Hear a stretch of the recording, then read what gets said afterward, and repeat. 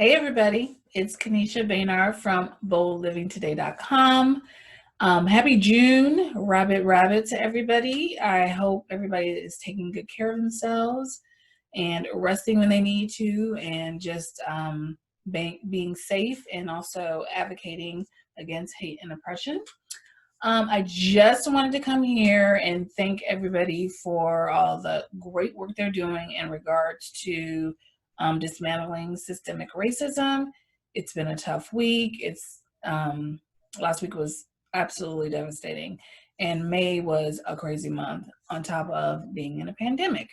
And so I have been happily busy, but super busy right now, working with my clients who need a lot of support in their projects, and also in taking care of themselves and nurturing themselves. And even I had to just take this past weekend off in regards to not answering any DMs, cocooning, and just really mentally nourishing myself just through all of this, because it's super painful. I get enraged, and it's just really heartbreaking. And so I just wanted to answer some of the questions that have come to me, just because I want to help people. I want people to be safe. And at the same time, I want people to understand that we cannot go on like this.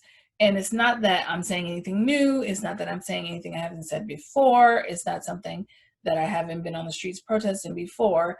But, people need reminders, people need reassurance, people need help, and people need comforting. So some of the biggest things I've talked to my parents about, and parents with teens, and then some of their teens, is, right now you don't have to have all the answers to what's going on, but you have to make sure you have the right information.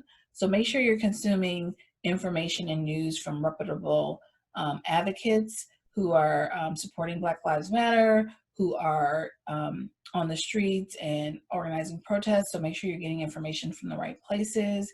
You don't want to constantly consume news, so you may have to take a break from the TV, the radio, from social media, because it's not healthy for us to consume this information constantly. It's debilitating. It causes anxiety, it causes stress, it causes sadness, and we can't constantly be in a state of that while we're managing all this.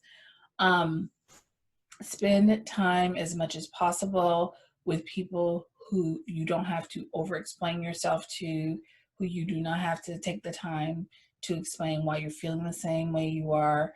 Talk with people who are going to allow you to tap out, so you can take a break from these things.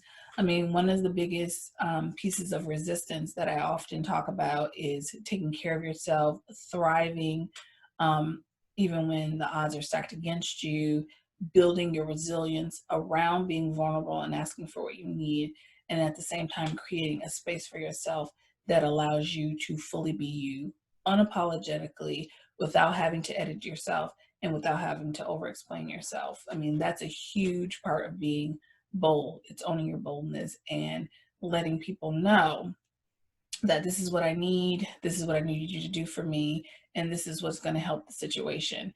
I work in an industry that has tons of white women and white women coaches, and one of the biggest conversations I've seen going on specifically over the weekend is around, if you're going to support people of color, primarily Black people, then you need to get some skin in the game. You need to risk some things. You need to speak up and speak out.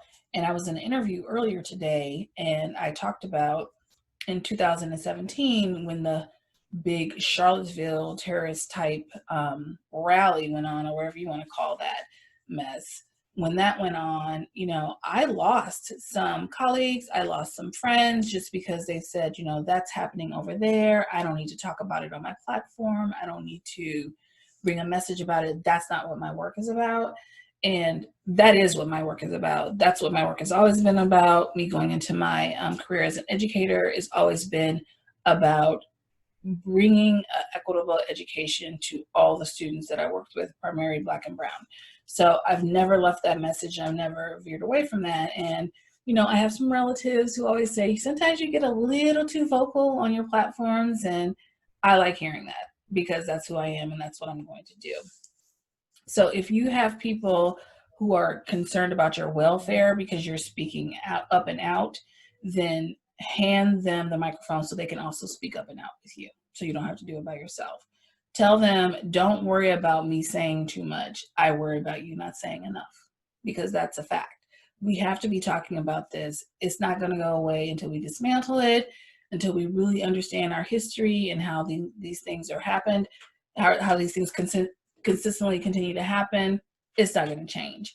And, you know, I have some amazing white allies who have checked in with me. They didn't come up with me and say, what do you want me to do?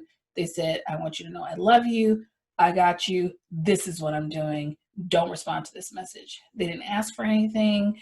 They didn't ask me to do anything. They just want me to know that I am taken care of, I am comforted, and they're going to try to work to make me safe. And so the other thing too, in talking with my own children, my two Black children, just about all the things that we're talking about, I have to constantly tell them and remind them, because I want to make sure they know that there is nothing wrong with being a Black person. There's everything wrong with all the anti-Blackness. So I just don't want my kids to ever feel like or think or have one moment's worry, one moment's burden that being Black is not good enough, being Black is not okay, being Black is not, you know, purposeful and powerful. It is. It's all those things. It's beautiful. It's creative. And I live my life that way. I try to model that for my kids instead of just telling them. But this weekend, I had to make sure I had to reiterate that to them. So if you love a Black child, a Black person in your life, make sure they know how you feel about them and how important their role is in our world, not just this country, but in our world. So make sure you're taking enough breaks, make sure you're resting, make sure you're not over consuming information, make sure you're getting the right information, make sure you are having time for imagination and creativity, make sure you are allowing yourself to tap out, and make sure that you are keeping yourself safe.